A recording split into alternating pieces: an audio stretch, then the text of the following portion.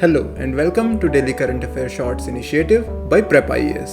इस इनिशिएटिव में हम कवर करते हैं ऐसे टॉपिक्स जो कि रिसेंटली न्यूज़ में रहे हैं और आपके करंट अफेयर प्रिपरेशन के लिए इम्पोर्टेंट हैं। इन सभी टॉपिक्स के आपको वीकली बेसिस में नोट्स भी प्रोवाइड किए जाते हैं और इनसे रिलेटेड कुछ प्रैक्टिस क्वेश्चंस भी हम वीडियो में ही सॉल्व करते हैं। So let's take a look at the topics that will be covered today. So these are the topics that we will be covering today. With that, let us start with the first topic. And the first topic is strengthening India's food processing ecosystem.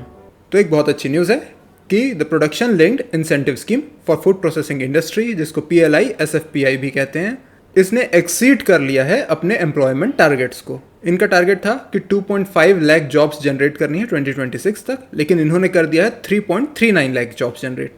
तो हमारे लिए important हो जाता है समझना कि क्या है ये स्कीम, इसके ऑब्जेक्टिव्स क्या हैं, इसके फीचर्स क्या हैं, इसके कंपोनेंट्स क्या हैं और इसकी क्या परफॉर्मेंस रही है जिस कारण इसने इतने सारे जॉब्स जनरेट कर लिए हैं।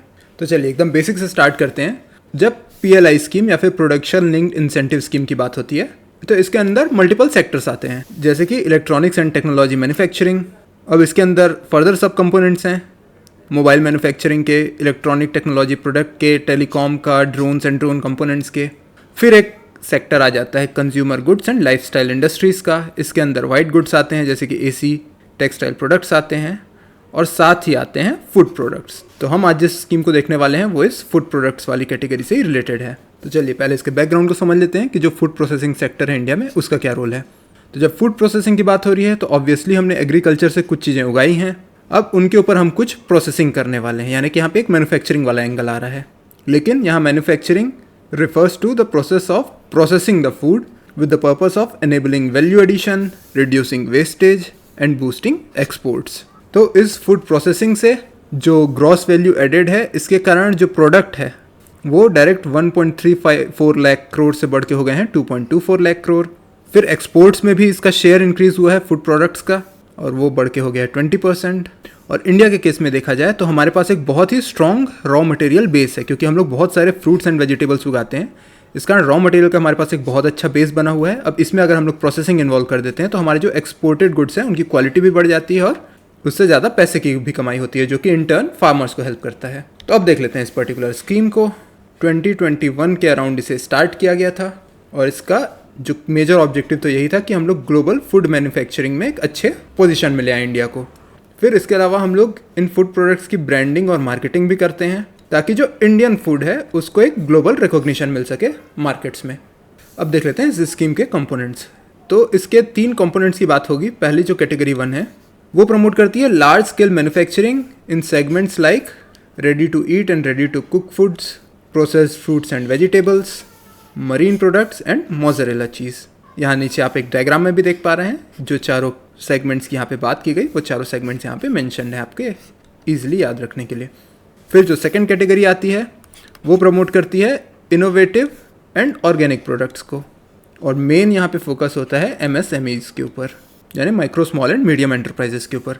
फिर जब कैटेगरी 3 की बात करते हैं तो यहाँ पे ब्रांडिंग सपोर्ट प्रोवाइड किया जाता है जब आप प्रोडक्ट को एक्सपोर्ट कर रहे हैं, यानी कि अब्रॉड में प्रोडक्ट अगर आपको एक्सपोर्ट करना है तो आपको ब्रांडिंग सपोर्ट भी प्रोवाइड किया जाता है। और ऐसे प्रोडक्ट्स की मार्केटिंग में आपके जो भी एक्सपेंस होने वाले हैं उसका लगभग 50% रीइंबर्स कर देती है ये स्कीम। इसके अलावा एक इसकी सब स्कीम और है which is production linked incentive scheme for millet based products. तो जो मिलेट बेस्ड प्रोडक्ट्स हैं उनके लिए 800 करोड़ का एक ये कंपोनेंट स्कीम में ऐड किया गया है। अच्छा, अगर एक चीज़ यहाँ पे आपको क्लियर नहीं है तो हम बार बार जब प्रोडक्शन लिंक्ड इंसेंटिव बोल रहे हैं जिसके अंडर ये सभी स्कीम्स कवर हो रही हैं, तो नाम से ही क्लियर है कि जब आप कुछ एक टारगेट्स को अचीव कर लेते हैं तभी आपको ये इंसेंटिव्स प्रोवाइड किए जाते हैं ना, चाहे ये मॉनेटरी इंसेंटिव्स हो या फिर रीइंबर्समेंट की बात हो रही हो। ये सभी बेनिफिट्स सिर्फ तभी प्रोवाइड किए जाते हैं जब आपने प्रोडक्शन के लिए जो टारगेट्स असाइन किए गए थे उन टारगेट्स को अचीव किया है। और इसीलिए ये जो अपने आप में पीएलआई स्कीम है इसको इतना अप्रिशिएट किया जा रहा है क्योंकि ये गुड आउटपुट्स को रिवॉर्ड करती है ना। बेसलेस यहाँ पे इंसेंटिव्स नहीं प्रोवाइड किए जाते हैं, यहाँ पे मेरिट पे इंसेंटिव प्रोवाइड किए जाते हैं जब आपने जो प्रोडक्शन टारगेट्स है उनको मीट कर लिया है। तो चलिए तो देख लेते हैं इस स्कीम ने क्या अचीव किया जिसके लिए इसे यहाँ पे इतना अप्रिशिएट किया जा रहा है। तो फूड प्रोसेसिंग कैपेसिटी में इन्होंने 34 lakh million ton per annum की कैपेसिटी अचीव कर ली है। फिर आप देख सकते हैं कि एप्लीकेशंस अप्रूव किए गए हैं कितने। इंसेंटिव के रूप में लगभग 2100 करोड़ रुपीज़ ऑलरेडी डिसबर्स किए जा चुके हैं बेनिफिशियरीज़ को। और आज का जो न्यूज़ का की पॉइंट था कि 3.39 लाख जॉब्स क्रिएट कर दिए हैं, जबकि टारगेट सिर्फ 2.5 लाख का था। और फिर जो कंपाउंडेड एनुअल ग्रोथ रेट है वो 13.23% का अचीव किया गया है इन एग्रीकल्चरल प्रोसेस्ड फूड्स। तो जैसा कि इसके अचीवमेंट से ही क्लियर है कि हम लोग की कैपेसिटी एक्सपेंशन, टेक्नोलॉजी अपग्रेडेशन के लिए बहुत अच्छी स्कीम है।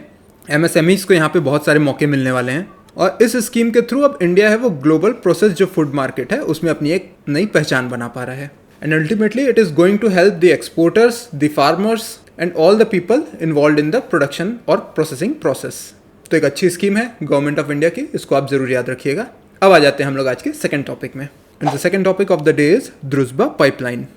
तो यूक्रेन ने रिपेयर कर दी है ड्रूजबा पाइपलाइन और इसके कारण जो हंगरी है उसने अपना विड्रॉ कर लिया है वीटो जो उसने लगाया हुआ था यूरोपियन यूनियन के एक फाइनेंशियल पैकेज पे जो कि यूक्रेन को मिलने वाला था। तो चलिए डिटेल में देख लेते हैं कि क्या है ये ड्रूजबा पाइपलाइन, कब इसे बिल्ड किया गया, फिर किस कारण से इसे बंद कर दिया गया और अभी जो इससे इन्वॉल्व इशू है जिस कारण ये न्यूज़ में आया है उसको भी हम लोग कवर कर लेंगे। तो जब ड्रूजबा पाइपलाइन की बात की जाती है तो वर्ड मीनिंग ड्रूजबा का होता है friendship and it is one of the longest transcontinental crude oil pipeline system. ये कहाँ से शुरू होता है और किन किन कंट्रीज़ को कवर करता है ये हम लोग एक इमेज में देख लेते हैं। तो देखिए इस इमेज में जहाँ पे आप देख पा रहे हैं रशिया, ये जो पाइपलाइन है ये सेंट्रल रशिया से स्टार्ट होती है और सेंट्रल रशिया में भी एल्मेतियेव्स्क ऑयल हब है जो वहाँ से स्टार्ट होके ये आप देख पा रहे हैं कि ये बेलारूस को क्रॉस करके फिर पोलैंड और जर्मनी तक जाती है। ये इसका नॉर्दर्न कॉरिडोर है जो बेलारूस, पोलैंड और जर्मनी को कवर कर रहा है, ये नॉर्दर्न कॉरिडोर है। फिर इसका एक सदर्न कॉरिडोर भी आप देख पा रहे हैं। तो ये जो सदर्न कॉरिडोर है ये यूक्रेन में एंटर करता है, फिर ये हंगरी जाता है, फिर हंगरी से ये स्लोवाकिया और ये चेक रिपब्लिक तक भी जाता है। तो दो मेजर कॉरिडोर हो गए इसके, ये एक नॉर्थ वाला कॉरिडोर है, ये साउथ वाला कॉरिडोर है, दोनों को याद रखिएगा। नॉर्थ वाला पोलैंड और जर्मनी और साउथ वाला है वो यूक्रेन के थ्रू होके हंगरी, स्लोवाकिया, चेक रिपब्लिक। अब इसके ऑब्जेक्टिव्स क्या हैं?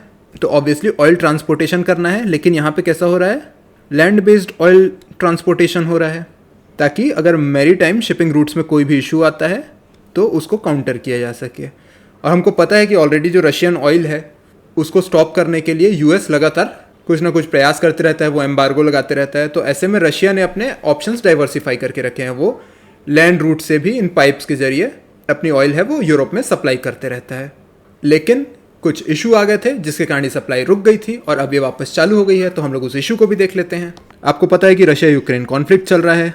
इस कॉन्फ्लिक्ट के बावजूद यूक्रेन ने इस पाइपलाइन को बंद नहीं किया था जो कि इसके वेस्टर्न टेरिटरी से होके जाती है। क्यों बंद नहीं किया था? क्योंकि यूक्रेन के अलाइज हैं यूरोप में और ये जो रशियन पाइपलाइन है ये ऑयल सप्लाई करती है हंगरी और स्लोवाकिया को। इसके अलावा जो नॉर्दर्न पाइपलाइन है जो इसके टेरिटरी से नहीं जाती वो जर्मनी, पोलैंड को। तो यूक्रेन नहीं चाहता था कि वो इस पाइपलाइन के सप्लाई को रोक के अपने अलाइज से दुश्मनी ले ले। लेकिन इस वॉर के दौरान ही एक ड्रोन स्ट्राइक होती है वेस्टर्न यूक्रेन में और उस ड्रोन स्ट्राइक में इस पाइपलाइन का एक पोर्शन डैमेज हो जाता है जिससे कि ऑयल सप्लाई रुक जाती है। अब जैसे ही ऑयल सप्लाई रुकती है तो इसका असर पड़ता है हंगरी और स्लोवाकिया पे।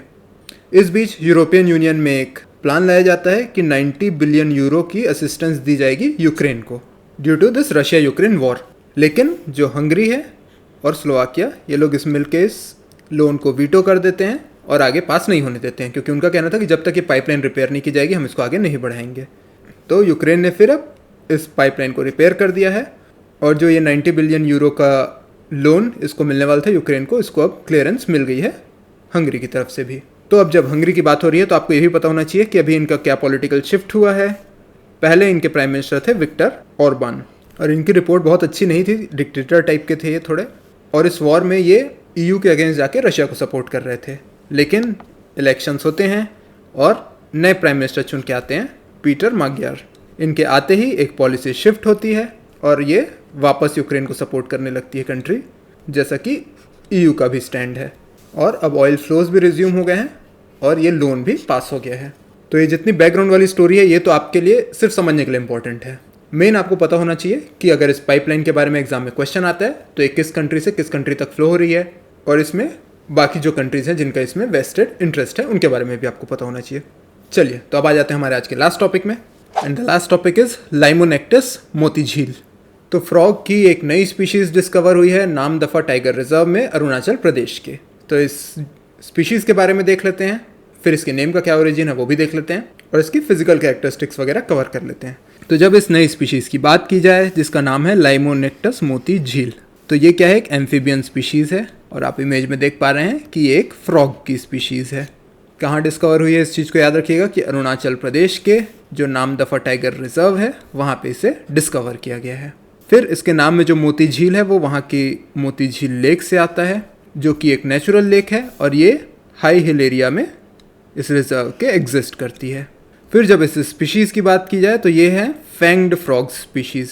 फैंग यानी कि इनके जो साइड के नुकीले दांत होते हैं उनको फैंग कहा जाता है, पर इस स्पीशीज़ के केस में ये जो फैंग की बात की जा रही है ये पर्टिकुलर दांत की बात नहीं की जा रही है। यहाँ पे असल में इनका जो लोअर जॉ होता है मेल्स का, वहाँ से फैंग लाइक प्रोजेक्शंस निकल के आते हैं, और इनका यूज़ वैसे नहीं होता जैसे कि यूजुअली स्नेक्स में पाया जाता है, ये सिर्फ उनको रिजेंबल करते हैं, फिर भी इन्हें फैंग्ड फ्रॉग्स ही कहा जाता है। फिर यहाँ पे इनकी कुछ फिजिकल कैरेक्टरिस्टिक्स दी गई हैं जो कि उतनी इंपॉर्टेंट नहीं है आपके लिए।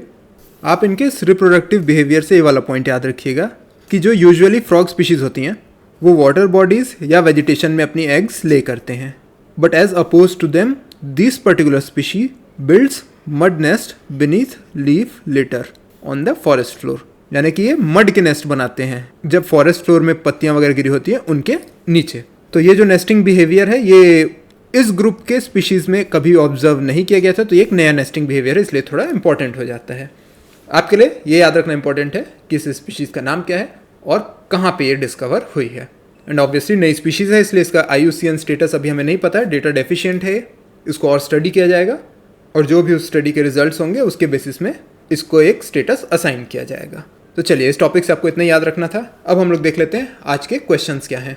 तो एक मैं आपको दे रहा हूँ मेंस का practice question, which is the success of PLI SFPI lies not only in boosting production but also in integrating MSMEs and promoting global branding of Indian food products. Evaluate the role of PLI SFPI in ensuring inclusive growth and strengthening India's position in global value chains. Right, तो हमने आज detail में उस scheme को भी देखा है और इसके साथ साथ कुछ फिगर्स भी हमने देखे हैं इमेज में। तो जो कॉन्सेप्ट्स हैं उनको आप यूज़ कर सकते हैं for making the basic structure of the answers, and अगर आपको वो फिगर्स याद हैं तो उनको यूज़ करके आप अपने आंसर को और अच्छा बना सकते हैं। चलिए अब कुछ मल्टीपल चॉइस क्वेश्चंस देख लेते हैं। पहला क्वेश्चन है, the Druzhba pipeline recently reopened after being shut due to global geopolitical tensions has regained attention in international energy politics. It originates from which one of the following countries. तो 4 countries दी गई हैं, आपको बताना है कि किस country से ये ओरिजिनेट होती है। तो सिंपल सा क्वेश्चन है, इसको तो आप आंसर कर लेंगे। Answer is D, Russia. अब देख लेते हैं second question. Consider the following statements regarding Limnonectes Moti Jheel. It was discovered in Namdapha tiger reserve, Arunachal Pradesh. It is a fanged frog that uses poisonous fangs for defence. तो वंस अगेन अभी हमने इस topic को किया है, इसलिए ये तो आपको याद होगा कि ये नामदफा टाइगर रिजर्व में ही डिस्कवर हुई है स्पीशीज़, अरुणाचल प्रदेश के। तो ये फर्स्ट स्टेटमेंट तो सही है। अब जब सेकंड स्टेटमेंट की बात करते हैं, it is a fanged frog, तो हमने देखा था कि ये फैंग्ड फ्रॉग है, लेकिन वहाँ पे हमने अलग से इस बात को मेंशन किया था कि इसके जो फैंग्स हैं वो नॉर्मल फैंग्स की तरह नहीं होते जैसे कि स्नेक्स में ऑब्जर्व होते हैं जो पॉइजनस फैंग्स, वैसे नहीं होते हैं। तो स्टेटमेंट 2 तो हो गया रॉन्ग। तो answer is a, only 1। So that was all for today's topics. I hope these videos are helpful for your preparation, and I will see you all in the next video with some new topics. Till then, take care.